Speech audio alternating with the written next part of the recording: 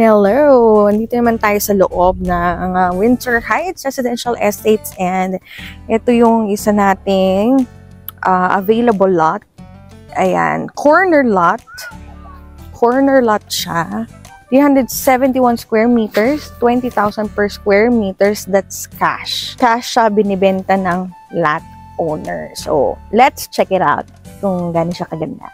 So, Windsor Heights Residential Estates is along Tagaytay Santa Rosa Road. So, very, very promising yung kanyang lugar kasi hindi siya mahirap no hanapin. Hindi mahirap yung mga daan. It's very accessible from Manila to here in Tagaytay. Accessible to Calax, no?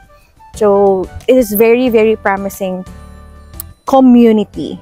Ayan. Ito yun. Ayan. Investees, ito yun. Ito yung lot corner.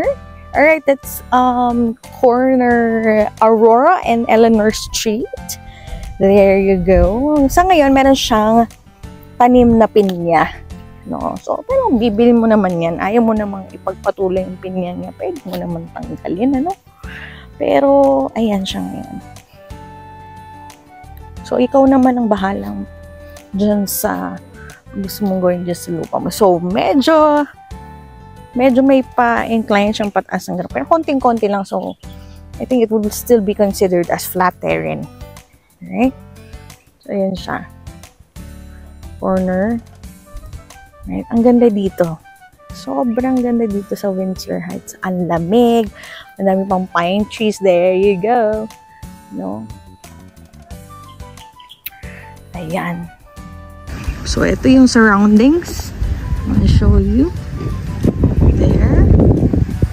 So, kung gusto mo dito, ayan yung surroundings. Ito yung mismo corner lot. Right? Masarap dito. Ang lamig. Lamig, grabe. Tagaytay na Tagaytay feels talaga.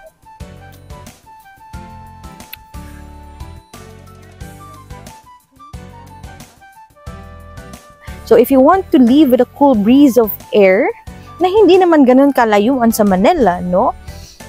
So, here you go. Windsor Heights Residential Estates. Tagaytay.